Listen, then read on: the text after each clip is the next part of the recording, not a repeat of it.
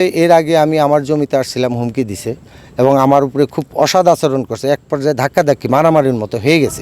লালমনিরহাটের হাতীবান্ধা উপজেলার পূর্ব ডাউগাবাড়িতে জোর করে জমি দখলের চেষ্টার অভিযোগ উঠেছে ফেরদৌস, শামসুল, সাদেকুল সহ তাদের দলবলের বিরুদ্ধে। এ ঘটনায় হাতীবান্ধা থানায় একটি লিখিত অভিযোগ দিয়েছেন ভুক্তভোগী নুরুল আমিন। আমি যে থানায় অভিযোগ করি, থানায় অভিযোগ করার পরে তাদের 5টা না 6টা ডেট দিছে যে কাগজপত্র নিয়ে বসবে থানায়। তারা যায় না একটা পর্যায়ে একটা ডেটে গেছিলো, যাওয়ার পরে ওদের কাগজপত্র সেরকম প্রমাণ দেখাইতে পারেনি। তা ওরা সময় নিছে 7 দিন। সময়ের পরে ওই ডেটেও তারা আর যায়নি, এই অবস্থায় আছে। এখন ওরা যে ভুয়া ওয়ারিশের কাছ থেকে জমিটা নিছে নলডাঙ্গার তন্ময় কুমার লাহিড়ির কাছ থেকে। পরে আমরা যোগাযোগ করি নলডাঙ্গায় যে আসলে ওয়ারিশনটা সঠিক কিনা। পরে দেখি যে সঠিক না। জানা গেছে দীর্ঘদিন থেকে কাগজপত্র এবং ভোগদখল সূত্রে প্রায় 3 একর জমিতে চাষাবাদ করে আসছেন ভুক্তভোগী নুরুল আমিন।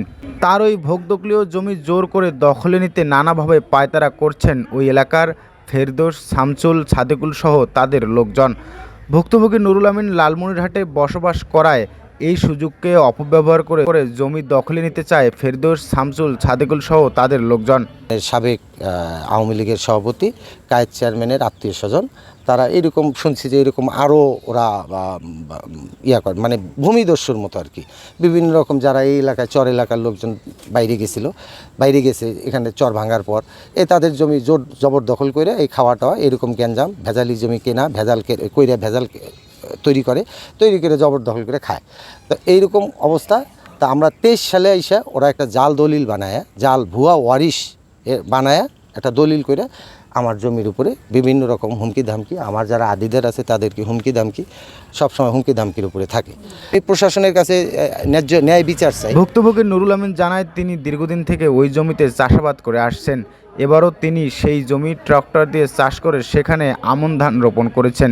এদিকে ভুক্তভোগী নুরুল আমিন নিজের ভোগদখলীয় জমিতে গেলে ফেরদৌস, শামসুল, সাদেকুল সহ তাদের লোকজন তাকে নানাভাবে হুমকি দিচ্ছেন বলে অভিযোগ করেন তিনি। বন্ধক নিয়া, কন্ট্রাক্ট নিয়া আমরা আদি আবাদ করি। আমরা এটা আমার ছোটোবেলা থেকে জানি এটা আহম্মদ চাচা এই জমিটা ভোগ দখল করে খায়। আমরা অন্য শহরে ছিলাম, এবং মানে এই জমিটার এই এলাকার লোকও বলে পূর্বপুরুষ থেকে ওই আহম্মদ চাচাই জমি খায়, ওনার ভোগ দখল করে খায়। ওনার কাগজও আমরা দেখছি, কাগজও আছে, অনলাইনও আছে, খাজনাও সব কিছু হয়েছে। এখন হঠাৎ করে 23 সালে আসিয়া এই দুর্দর্শ এই আমলিকের লোকজন এরা ভূমিটা জাল একটা ভুয়া মালিকের কাছে জাল দলিল একটা নিয়া এবার আমাদেরকে এখানে মানে পশ্চায় দিচ্ছে না, মানে এখানে আমাদের কোনো শান্তি দিচ্ছে না। না কী করছে সেটা ওরাই জানে।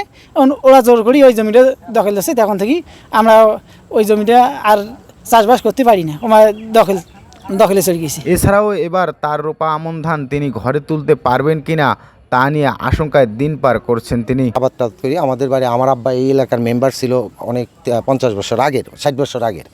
তো আমরা এই নদী ভাঙ্গনের এলাকা দেখে আমরা লালমনিরহাট চলে যাই। লালমনিরহাটে আমাদের বাড়িঘর, এখানে আমাদের সম্পদ প্রায় 60-70 বিঘা সম্পদ আছে। আমরা এই আদিদার দিয়ে খাওয়াই, আদিদাররা আবাদ মৌসুম করে।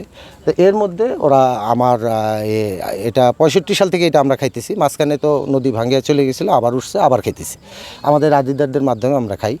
এর মধ্যে 23 সালে হঠাৎ করে ভুয়া একটা জাল দলিল বানায় নিয়ে এসে, ভুয়া ওয়ারিশ বানায় নিয়ে এসে ওরা এই যে এখানকার এই ইউনিয়নের সাবেক আওয়ামী লীগের সভাপতি, কায়েদ চেয়ারম্যানের আত্মীয় স্বজন,